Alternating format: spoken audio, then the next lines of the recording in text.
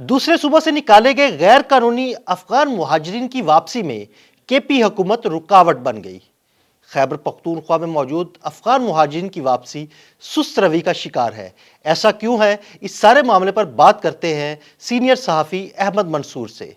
अहमद, अफगान मुहाजिरीन की वापसी में केपी हुकूमत आखिर रुकावट क्यों है और इस सारे मामले में पाकिस्तान को कितना नुकसान हो सकता है? जी अदील, देखें ये बहुत ही अहम मामला बनता जा रहा है और अब जो ये खबर आई है ये इसलिए भी अहम है कि पहले इसको आप पॉलिटिकल एक जो हवाले से वो देखते आए हैं कि वफाक और खैबर पख्तूनख्वा की जो हुकूमतें हैं वो आमने सामने हमें नज़र आती हैं, लेकिन ये कौमी सलामती का मामला है और अब इसमें अदाद व शुमार सामने आ गए हैं। एक बहुत ही जामे हिकमत अमली जो ये पाकिस्तान में गैर कानूनी तौर पर मुकीम अफगान बशिंदे हैं उनकी वापसी के लिए ये वफाकी हुकूमत ने बनाई और इसमें तमाम स्टेक होल्डर शामिल हैं और ये नागुज़ीर है। इसकी मतलब हमें मज़ीद तफसीलात में जाने की इसलिए ज़रूरत नहीं है कि हर कोई इस वक्त इसको समझता भी है, जानता भी है। ये इलीगल जो फॉरनर रिपेट्रिएशन जो प्लान है ये शुरू किया गया तमाम सूबों में, जहाँ जहाँ भी अफ़गान जो महाजरीन के कैंप हैं, ये उस हवाले से उनको गैर फ़ाल करने के हवाले से ये प्लान है, इसको ख़त्म करने के हवाले से ये प्लान है कि अब यहाँ पे जितने भी ये कैंप्स हैं ये गैर फ़ाल होंगे, यहाँ पे जो मौजूद है इंफ्रास्ट्रक्चर है वो ख़त्म होगा, जो अफ़गान महाजरीन हैं उनको वापस भेजा जाएगा और भेजा जा रहा है। अच्छा, इसकी जो तफसील है ये आप देख लें कि पंजाब में एक ही कैंप था, वो खाली कर दिया गया, गैर फ़ाल कर दिया गया। ये जो कैंप है ये मियाँ वाली का इलाका है, वहाँ पे ये अफ़गान कैंप था और इसको बिल्कुल जैसे ही वफाक ने फैसला किया इस पर अमल दरामद हो गया। बलूचिस्तान ने भी इसमें बहुत अहम पेशरफ्त की है और बलूचिस्तान में 10 कैंप हैं जिनकी जो तादाद है वो वहाँ पे 88,000 जो अफ़गान शहरी हैं उनका रिकॉर्ड वहाँ पे मौजूद था और उनकी वापसी जारी है तेज़ रफ्तारी से, यानी अमल बलूचिस्तान में भी हो रहा है और ये बताया जा रहा है कि ये दिसंबर का महीने का आगाज़ हो गया है और इसी महीने में बलूचिस्तान से भी ये मामला ये अपने मंतकी अंजाम तक पहुंच जाएगा। वहाँ पे अफ़गान शहरी उनके जो कैंप हैं वो नहीं रहेंगे और वो गैर फ़ाल हो जाएंगे। लेकिन जो सबसे ज़्यादा कैंप्स थे वो खैबर पख्तूनख्वा में हैं।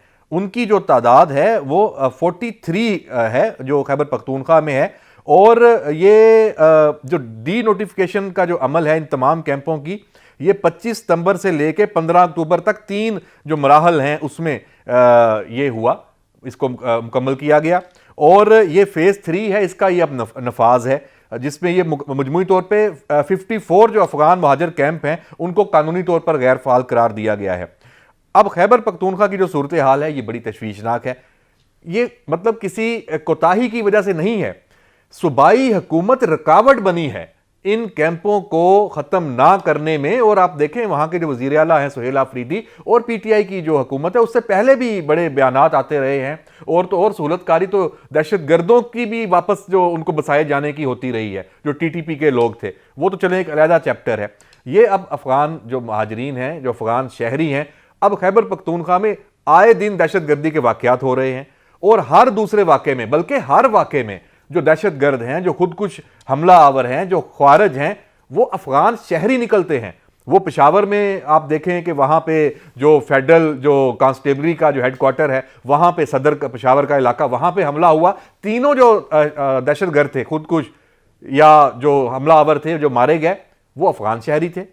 इसी तरह वाना में आप देख लें, वाना कैडेट कॉलेज में जो 5 के 5 वहां पे हमला आवर थे वो मुसलसल अफगानिस्तान के साथ लिंक्ड भी थे, राब्ते में भी थे, उनकी शिनाख्त हो गई। जो इस्लामाबाद में कचहरी में हुआ उसका जो खुदकुश हमला आवर था उसकी पूरा उसका नेटवर्क सामने आ गया, कहां से आया, सहूलतकारी किसने की, कैसे लाया गया और नंगरहार अफगानिस्तान का वो रहने वाला था। और इसी तरह जो एक तला गंग पंजाब से दहशतगर्द पकड़ा गया अभी पिछले दिनों, ये बड़ी कामयाबी थी इंटेलिजेंस की। वो 10 साल से लक्की मरवत में रह रहा था अपनी पूरी फैमिली के साथ, यानी यही जो अफगान शहरी गैर कानूनी तौर पर मुकीम है ये दहशत गर्दी में है। लेकिन खैबर पख्तूनख्वा की जो हुकूमत है वो रुकावट है और ये जो तशवीशनाक सूरत हाल है इसमें वफाक, तमाम जो अदारे हैं, सिक्योरिटी फोर्सेस हैं, इंटेलिजेंस अदारे हैं, उनकी जो रिपोर्ट्स हैं वो अब इसमें परेशान भी हैं कि मतलब एक सूबा है वो उसकी हुकूमत है वो अमल ही नहीं कर रहे, वो रुकावट बने हुए हैं। क्यों बने हुए हैं महज अपने कोई सियासी मफादात, अपने उनके कोई अजाइम हैं, ना पाकिस्तान की फिक्र है, ना अपने सूबे की फिक्र है, ना अपने अवाम की फिक्र है, ना अमनो अमान की, इस खित्ते के अमनो अमान की फिक्र है। और ये नागुज़ीर फैसले हैं जो पाकिस्तान की रियासत ने किए हैं तमाम स्टेक होल्डर्स के साथ।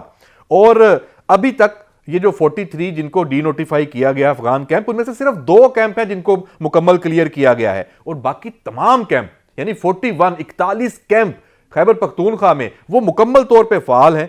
और सूबाई हुकूमत बड़ी वो पॉलिटिकली, और आपको पता है कि फिर वो नंबर टांकने के लिए उनको तमाम सहूलतें भी वहां मिल रही हैं, बिजली, गैस, सेहत, यानी कि जो खैबर पख्तूनख्वा के अवाम के वसाइल हैं, जो तवज्जो अवाम को वहां कौन सा कोई दूध की नहरें बह रही हैं, वहां बहुत सारे इश्यूज हैं, मसाइल हैं, ये सारे वसाइल उनका हक है, ये वहां इन कैंपों में आप खर्च कर रहे हैं सिर्फ अपनी एक सियासी फायदे के लिए। या आपका सियासी फायदा भी इसमें आपका क्या होना है? जब देखें आपके सूबे में अमन अमान की सूरत हाल इसी तरह बिगड़ी रहेगी तो एक वक्त आएगा कि आपका सियासी नुकसान भी होगा, और सियासी नुकसान होना शुरू है। आप देखें ये जो इलेक्शन हुआ जिमनी हरीपुर में, आप क्यों हारे हैं?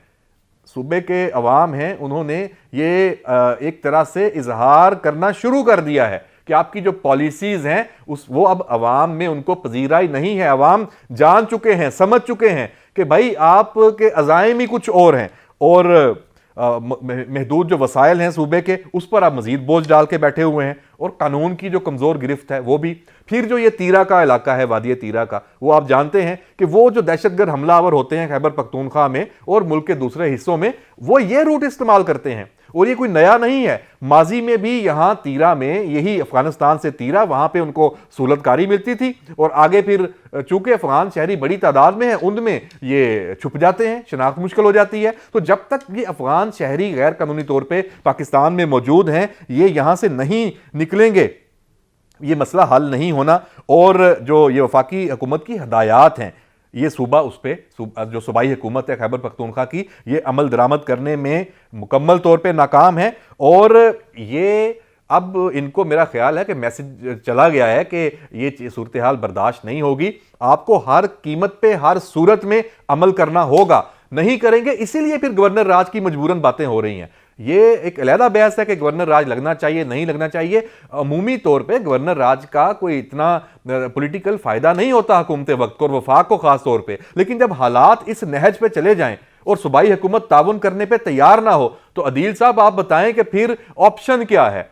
तो इसलिए ये सूबाई हुकूमत को चाहिए कि इस मामले में बिल्कुल फौरी एक्शन ले, और जो ये एक प्लान बना हुआ है इस पे मनोअन अमल करे। और ये अमल, इसमें अब महीने नहीं चाहिए, ये हफ्तों के अंदर खैबर पख्तूनख्वा में जो ये अमल है ये नजर आ जाना चाहिए। जी अदील साहब। बहुत शुक्रिया अहमद मंसूर जी। बिल्कुल, अहमद मंसूर ने बड़ी तफसील के साथ इस सारे मामले पर रोशनी डाली। अदील अहमद और अहमद मंसूर को इजाज़त दीजिएगा। अल्लाह हाफिज़।